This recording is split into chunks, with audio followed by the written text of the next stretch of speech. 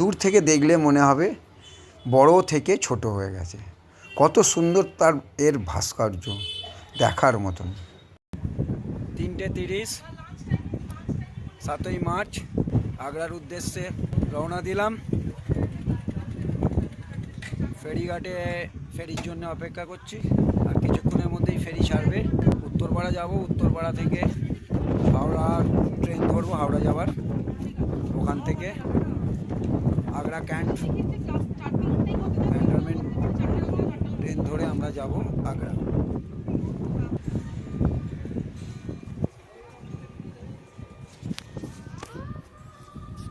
ওই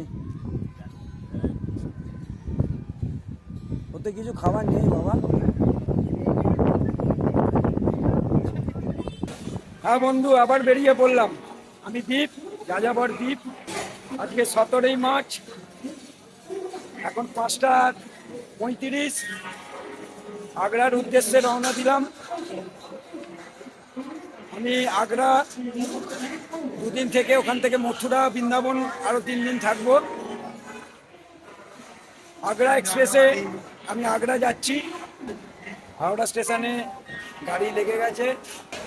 কারেক্ট টাইমেই ট্রেন ছাড়বে, 5:45-এ ছাড়ার কথা। S2-তে আমার কোচ RAC ছিল, কনফার্ম হয়েছে টিকিট। ভালোই গরম পড়ে গেছে।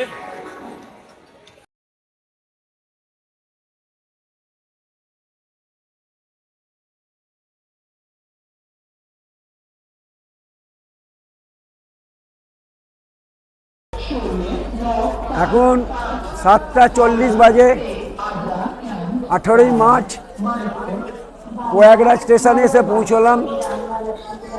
805 কিলোমিটার পথ অতিক্রম করে হাওড়া থেকে এই চম্বল এক্সপ্রেস প্রয়াগরাজ স্টেশনে এসে পৌঁছেছে। 10 মিনিট লেটে এসছে গাড়ি। একটা বলার কথা, আমরা ভেবেছিলাম যে ট্রেনে খুব গরম হবে, বলতে নেই, ভালো মোটামুটি শীত করছিল। হালকা কম্বল চাদর দিয়ে সবাই শুয়েছিল, এবং পাখা তো বন্ধই করে দিয়েছে, জানলা বন্ধ করাই ছিল। যে স্লিপারে আসছি হয়তো খুব গরম হবে, ভিড় হবে, সেসব কোনো অসুবিধে হয়নি।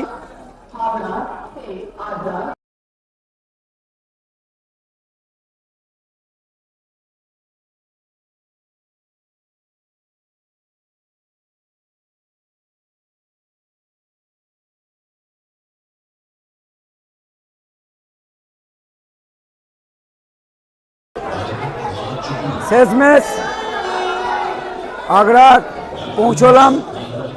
1406 কিলোমিটার রাস্তা অতিক্রম করে 6:40-এ আমরা হাওড়া থেকে বেরিয়েছিলাম।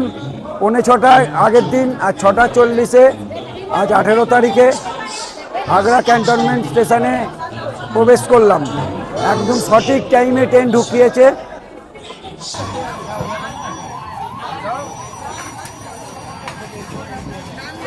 বলো বলো, এখানে বিরিয়ানিটা এখানেই আগ্রায়, এখানেই নামলাম। যেখানে খাবার জায়গা, ওদিকে ননভেজ নেই। এই যে এরিয়াটা, এটার নাম হচ্ছে নানভান চৌরাহা। কোনোদিন এলে সোজা বাসে করে এখানে নেমে এই হোটেলটা, রেস্টুরেন্ট আমরা নিয়েছি। খেয়ে দেখি কেমন। এখানে বিরিয়ানি ওজনে দেয়। এই প্রথম এক জায়গা দেখলাম বিরিয়ানি ওজনে দেয় 500। নমস্কার। 19শে মার্চ সকাল 6:45, হোটেলের রুমে এখন আছি, বেরোবো একটু পরে। একদিনের মধ্যে ফতেপুর সিক্রি দেখে ফিরে এসে দুপুরে আবার খাওয়া দাওয়া, চান করে আগ্রা, তাজমহল, বেবি তাজ, এই আগ্রার যত সাইট সিন করতে হবে। কালকে মথুরার উদ্দেশ্যে রওনা দেওয়ার ইচ্ছা আছে, দেখা যাক কি হয়।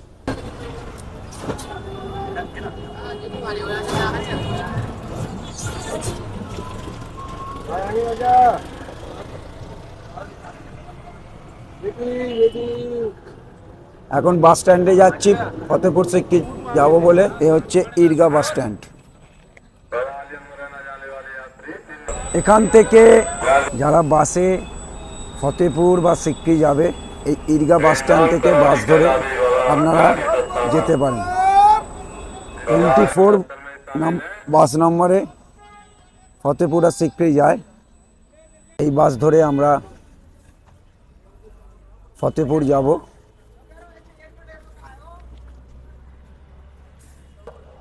স্টেশন থেকে 5 মিনিটের রাস্তা। আগ্রা ক্যান্ট থেকে আমরা ঈদগাহ বাস স্ট্যান্ডে আসতে টোটো করে 5 থেকে 10 मिनटेर मध्य चले आसा जाए। भाई साहब, यहाँ से मथुरा का बस जाता है? मथुरा का बस वो खड़ा है। सवेरे क बजे छूटता है सबसे पहले? वो सबसे पहले यहाँ से छूटे का है। एक तो गाड़ी निकल गई यहाँ से मथुरा वाली। हाँ। अब गाड़ी निकलेगी यहाँ से 7:30 निकल जाएगी। 7:30 बजे? 7:30 बजे निकल जाएगी। उससे पहले? उससे पहले तो चलती रहती है गाड़ी। चलती रहती है। 6 बजे से स्टार्ट हो जाता है? 6 बजे नहीं, 5, 4:30, पौने 5 बजे से चालू हो जाती है। যারা আগ্রা থেকে মথুরা যাবেন, আপনারা ঈদগাহ বাস স্ট্যান্ড থেকে বাসে করেও যেতে পারেন। कितना किराया लेते हैं भैया यहाँ से मथुरा का? मथुरा का कौन सी जगह का? 2 जगह का किराया, एक है 115 रुपये, एक है 95 रुपये, 98 रुपये, 89। एक छत्तीसगढ़ का 115 रुपये और जो गोवर्धन चौड़ाई का 98 रुपये। গোবর্ধন চৌড়া। गोवर्धन चौड़ाई আপনারা গোবর্ধন চৌড়া বা মথুরার স্টেশনের কাছেও যেতে পারেন। একটা 115 আর একটা 155 টাকা বাস ভাড়া। অনেকে ট্রেনে লাগেজ ফাগেজ নিয়ে আগ্রা থেকে যেতে একটু মানে অসুবিধা বোধ করেন, তারা এই ঈদগাহ বাস স্ট্যান্ড থেকে যেতে পারছেন। বাসে করে আমরা এখন আগ্রা থেকে ফতেপুর যাচ্ছি। 55 টাকা করে পার হেড ভাড়া নিল।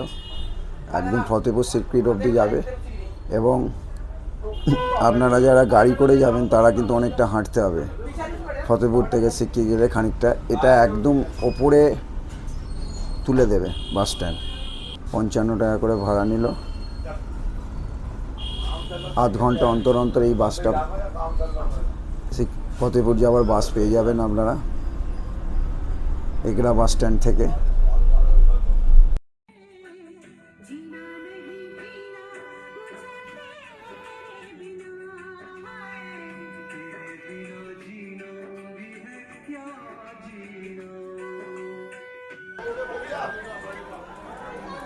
এই ফতেপুরে বুলান দরওয়াজা।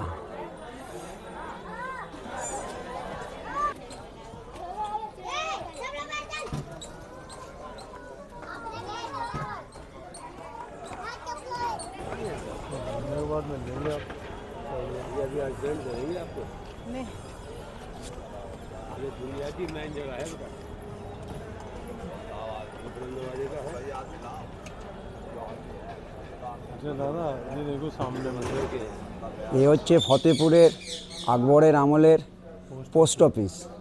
এইখানে তখনকার দিনে ডাক ব্যবস্থা মানে পায়রার দ্বারা, পায়রাতে করে পায়রার পায়ে চিঠি দিয়ে এক জায়গা থেকে আর এক জায়গায় চিঠি পাঠানো হতো। এই দেখুন খোপে খোপে পায়রার, এই পায়রাগুলো রয়েছে। আগেকার দিনে এই পায়রা পুষে তাকে প্রশিক্ষণ দিয়ে এক জায়গা থেকে আর এক জায়গায় চিঠি হতো। এই হচ্ছে পোস্ট ব্যবস্থা। আর ওই দূরে একটা গম্বুজ দেখা যাচ্ছে, যেটা আমি জুম করে দেখাচ্ছি। এখানে আকবরের একটা হাতি থাকতো, সেই হাতির মারফত বিচার হতো। যারা মিথ্যে কথা বলতো সেই হাতি বুঝতে পারতো, তখন তাকে পায়ের তলায় ফেলে মৃত্যুদণ্ড দেওয়া হতো। আর যে সত্যি কথা বলতো তাকে ছেড়ে দেওয়া হতো। তা ওই জন্য ওই স্তম্ভ বানানো হয়েছে। ওর আগে এইটা আছে মিনা বাজার। এখানে মেয়েদের সব সাজের জিনিস টিনিস পাওয়া যেত। আর ওই দূরে দেখা যাচ্ছে একটা গম্বুজের মতন, এটা হচ্ছে ট্যাক্সাল। তখনকার দিনের যে সোনার উপর যে মুদ্রা তৈরি হতো, সেই মুদ্রা ওখানে তৈরি হতো, প্রস্তুত হতো। আর ওই দূরে যে আমরা যে গ্রামটা দেখা যাচ্ছে, ওটা হচ্ছে জলের লেক। ওইটা বর্ষাকালে ওখানে জল চলে আসে, ওই জলেতে এই পুরো গ্রামের চাষাবাস হয়। এইগুলোতে মশালের স্ট্যান্ড দেওয়া হতো, পুরো দুর্গের বাইরে যে আলো দেখা যেত। এই যে এই গম্বুজের গায়ে গায়ে যে গোল গোল এগুলো আছে, এখানে মশালের স্ট্যান্ড। और रंगमहल है सामने में, तो महारानी जोधाबाई ने जो महल में जहांगीर को जन्म दिया, उसी में रंगमहल नाम लगा उसका। सामने में रंगमहल, ওই লাল লাল वो लाल वाला। हाँ, महारानी जोधाबाई ने जहांगीर को जन्म दिया, এই যোধা उसका नाम ওই रंगमहल लगा। যোধাবাইয়ের মহল দেখা যাচ্ছে, ওই লাল রঙের যে লাল পাথরের বিল্ডিংটা। जोधाबाई ने जन्म दिया था जहांगीर को, उसी में इसका नाम रंगमहल लगा। যোধাবাই এখানে সেলিমের জাহাঙ্গীরের জন্ম হয়েছিল এখানটা, ওই যোধাবাই মহল। হ্যাঁ, নমস্কার বন্ধু, আমি দীপ। আজকে আমি ফতেপুর সিক্রিতে আছি। তা এই হচ্ছে বুলান দরওয়াজা ব্যাক সাইড। 1557 সালে বাবরের সাথে রানা সংগ্রাম সিংয়ের যুদ্ধে হয়েছিল। সেই যুদ্ধে জয়লাভ করার পর বাবর ভিক্টরি বলে ফতেহ করেছিল, তারপর এই দুর্গ বানান। তা যুদ্ধে জিতেছিল বলে ফতেহ আর ফতেপুর। আর আগে যে গ্রাম আছে সিক্রি গ্রাম, সেই সিক্রি গ্রাম। এখন আমি আগ্রার ফতেপুরে রয়েছি। এই যে দুর্গর ভেতরে রয়েছি, এর ভেতরে সেলিম চিশতি দরগা রয়েছে। আর যেটা দেখাচ্ছি আপনাদের, এই দুর্গের মাথায় এই যে গম্বুজগুলো দেখতে পাচ্ছেন, এই গম্বুজ আছে প্রায় 250-এরও বেশি গম্বুজ দিয়ে এই দুর্গের মাথায় পরস্পর ঘেরা রয়েছে। এটা দেখার জিনিস। এবং এই গম্বুজগুলির মাথায় আগে মশাল জ্বালিয়ে আলো দেওয়া হতো। ভাবতে পারছেন কত সুন্দর লাগতো। পুরো ওই এত বড় দুর্গটা, 250-এরও বেশি গম্বুজ, তার মাথায় মশাল দিয়ে আলো দেওয়া হতো। এই যে ফতেপুরের ভেতর যে দরজাগুলো দেখতে পাচ্ছেন, এই দরজাগুলো দেখে মনে হচ্ছে একটা বড়, আগেরটা বড়, পরেরটা ছোট, পরস্পর বড় থেকে ছোট হয়েছে। আসলে কিন্তু তা নয়, প্রত্যেকটি দরজাই সমান মাপের, কিন্তু দূর থেকে দেখলে মনে হবে বড় থেকে ছোট হয়ে গেছে। কত সুন্দর তার এর ভাস্কর্য, দেখার মতন।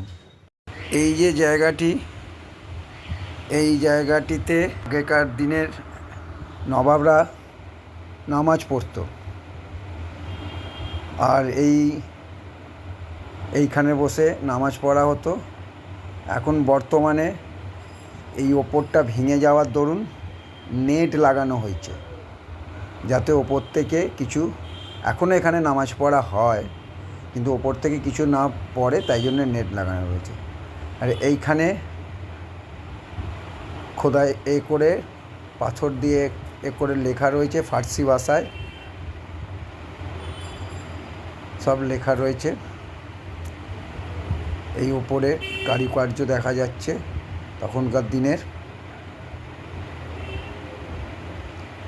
আর এই যে এখন যেটা দেখাচ্ছি, এই যে ঝাল লণ্ঠনটি আগে ছিল সোনার। ব্রিটিশরা এই সোনার ঝাল লণ্ঠনটি চুরি করে নিয়ে চলে গেছে। এই জায়গাটিতে এটা হচ্ছে মহিলাদের কবরস্থান। আর এই যে গর্তটা দেখছেন, এইটা তখনকার দিনের এসির সিস্টেম। এই গর্তটার ভেতর দিয়ে বাইরের হাওয়া আসে। দেখুন, এই গর্তটার সামনে যেই আপনি হাত রাখছি, আমি ঠান্ডা একটা হচ্ছে, এই হাতটা রাখলাম, ঠান্ডা ভাব হচ্ছে, মানে বাইরে থেকে যে হাওয়াটা আসছে এটা ঠান্ডা হয়ে আসছে। এই রকম অনেকগুলি এরম গর্ত এই দিকে দেয়ালে করা আছে, যাতে এই ঘরটি বড়, এই হল ঘরটি ঠান্ডা হয়। আর এই ভেতরে যে কবরগুলি দেখছেন, এগুলো হচ্ছে মহিলাদের কবর। আর বাইরে যে কবরগুলি রয়েছে, কবরগুলো সেগুলো হচ্ছে পুরুষদের কবর। ঘরটা এসি করার জন্য ওই রকম গর্ত করে এই হাওয়াটা যেভাবে আসছে মার্বেল দিয়ে সেটা হচ্ছে ঠান্ডা হচ্ছে। এখন যেটি দেখতে পাচ্ছেন এই সিঁড়িটা নেমে গেছে, একটি দরজাটা দেখতে পাচ্ছেন বন্ধ। এটা হচ্ছে সেলিম সেই সময় দাসীর মেয়ের সাথে প্রেম হয়েছিল, আনারকলি, যার নাম আপনারা আগে শুনেছেন ইতিহাসে। সেই আনারকলিকে সেলিম বিয়ে করবে বলেছিল, কিন্তু আকবর তাতে সন্তুষ্ট না হয় কথিত আছে আনারকলিকে দেয়ালের মধ্যে আনারকলিকে জ্যান্ত কবর দেওয়া হয়েছিল দেয়াল তুলে দিয়ে। আসলে তা নয়, আনারকলিকে এই সুড়ঙ্গর ভেতর দিয়ে এখান থেকে দিয়ে বহু দূর পর্যন্ত পাঠিয়ে দেওয়া হয়েছিল, যাতে সেলিমকে বলা হয়েছিল আনারকলিকে এ করে। বর্তমানে এটি এখন বন্ধ আছে। এখন আমরা এসেছি বাবা সেলিম চিশতির দরগার ভিতরেই, এই ভেতরে যাচ্ছি। এখানে আসে ভক্তরা এবং ট্যুরিস্টরা এই বাবার দরগায় মানত করে যায়। একটা জিনিস দেখুন, দরগার ভিতরে যে পাথরের ওপর কারুকার্যগুলো একটু ভালোভাবে লক্ষ্য করবেন, দেখার মতন। লোকে এখানে ফুল ও চাদর দিয়ে বাবার কাছে মানত করে যায় যে তাদের মনস্কামনা যাতে পূর্ণ হয়। আর এই যে ওপরে সিংহাসনটা দেখতে পাচ্ছেন বাবার, যেই পুরো বেদির যে পাশে যে কাজ ওপরে, এটি সম্পূর্ণ রূপোর তৈরি। আর এর কারুকার্য দেখার মতন। ভিডিও যতটা পারছি আপনাদের দেখাচ্ছি। ফুল ও চাদর দিয়ে লোকে বাবার কাছে মান্নত করে যায়, আর একটা করে ধাগা দেয়। সেই ধাগা বাবার এই দরগার এই যে এগুলো রয়েছে এখানে বেঁধে দিয়ে যায়। আবার যদি তার মনস্কামনা পূর্ণ হয়, সে বাড়ি থেকেই বাবাকে প্রার্থনা করলে হয়ে যায়, এসে যে খুলতে হবে তার কোনো কথা নেই।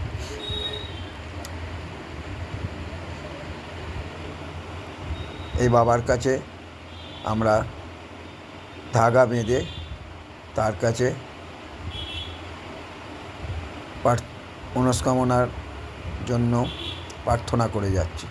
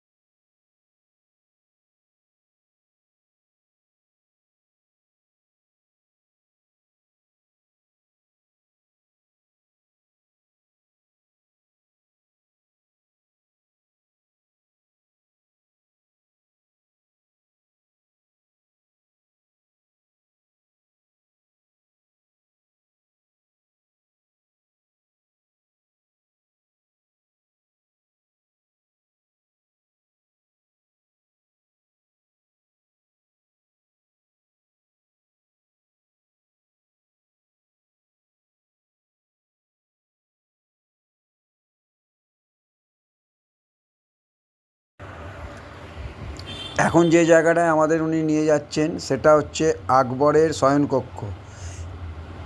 এই যে বড় বেট একটা দেখাচ্ছে, এই বড় পাথরের, এটা হচ্ছে আকবরের বেট। এত বড় বেট, এবং এটা ওঠার জন্য পাথরের সিঁড়ি আছে। এরপর বেরিয়ে আমরা যেটা দেখছি, এখানে হচ্ছে সম্রাট আকবরের সভাসদ তানসেন। তিনি এই চারিদিকে জলের মধ্যে যে উঁচু বেদিটি রয়েছে, এখানে বসে তিনি গান করতেন, রেয়াজ করতেন, এবং সব ওই দূরে দূরে বারান্দায় সম্রাট আকবর বসতেন, এবং আরও ওই দূরে যে মহল রয়েছে সেখানে রানী যোধাবাই ও আকবরের আরও 2 রানীরা বসে গান শুনতেন। সবচেয়ে বড় ব্যাপার দেখুন, যে উঁচু পাথরের বেদিটার উপর তানসেন বসে রেয়াজ করত, তার চারিপাশে জল দিয়ে রাখা রয়েছে। এত দূরে আওয়াজ কি করে যেত? বলছে তখনকার দিনে এই যে তানসেন এখানে বসে রেয়াজ করত, এই রেয়াজে গলার গানের আওয়াজ জলে প্রতিফলিত হয়ে, রিফ্লেক্ট হয়ে সেই আওয়াজ অনেক দূর পর্যন্ত যেত। যেরকম জলে আওয়াজ হলে অনেক দূর পর্যন্ত সেই আওয়াজ শোনা যায়, সেই জন্যে এই চারিদিকে জলের মধ্যে এই উঁচু পাথরের বেদিটি করা হয়েছে। এখানে বসেই তানসেন তিনি গান শোনাতেন এবং রেয়াজ করতেন, এবং সম্রাট আকবর ও তার অন্যান্য এরা রানী এবং আরও সভাসদরা বসে এখানে গান শুনতেন। সেই বাসার এখানে রাজা রানী বাসা খেলতো, কিন্তু খেলার ধরন কি, এখানে 16টা করে খুঁটির জায়গায় মেয়েরা, মহিলারা বিভিন্ন রঙের কাপড় পরে থাকতো, এবং রাজা রানী ওই বেদির ওপর বসে আদেশ করতো, সে এক জায়গা থেকে আরেক জায়গায় ডান্স করে যেত। এইভাবে পাশা খেলা হতো। যেটা খুঁটিতে করতো সেটা মানুষের আদেশ অনুযায়ী এক জায়গা থেকে আরেক জায়গায় যেত। আর এখানে রাজা রানী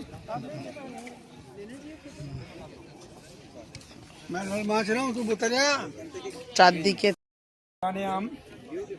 আকবরের কোর্ট। এইখানে সবার সমস্যা নিয়ে আসতো, এনে তিনি শুনতেন, শুনে তার উপরে সমাধান করতেন। अभी हम इम्पोर्टेंट बिल्डिंग जा रहे हैं, उसका नाम है दीवान खास। वो प्राइवेट ऑडियंस है जिसको असेंबली विधानसभा के नाम से जानते हैं।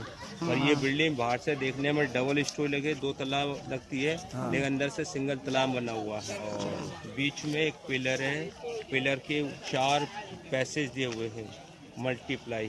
तो सेंटर बादशाह का सिंहासन होता था, चारों साइड में खिड़कियां बनी हुई 10, उसमें बैठते अकबर के 9 मंत्री, 9 मिनिस्टर, जिनको नवरत्न कहा जाता है। उनके साथ रूल रेगुलेशन कॉन्स्टिट्यूशन बनाया करते, इसलिए विधानसभा है। लेकिन 1582 में अकबर ने एक धर्म चलाया था, दीन इलाही धर्म चलाया था। इसके हिसाब से इसका नाम है इबादत खाना, जो अकबर के तक चला, अकबर के बाद समाप्त हो गया था। तो उस पिलर को देखेंगे तो उसमें सभी धर्म के कुछ सिंबल दिए हुए हैं। उस पिलर को पिलर ऑफ न्याय स्तंभ कहते हैं, पिलर ऑफ यूनिटी। आपको करीब लेके चलते हैं पिलर के पास। ये सिंहासन देखिए, 4 साइड में विंडोज देखिए बैठने के लिए। ये करीब आइए, इसमें सिंबल देखिए, इसको रिप्रेजेंट किया हुआ है सभी धर्म से। ऊपर बना हुआ है तोरण से में जो जैन टेम्पल के हिसाब से बना हुआ है, दिगंबर जैन का। तो जैनिज्म हर कमरे में कॉर्नर के अंदर बॉक्स बने हुए हैं, इस तरीके से बॉक्स है कि जिसमें उनका हाथ चला जाए।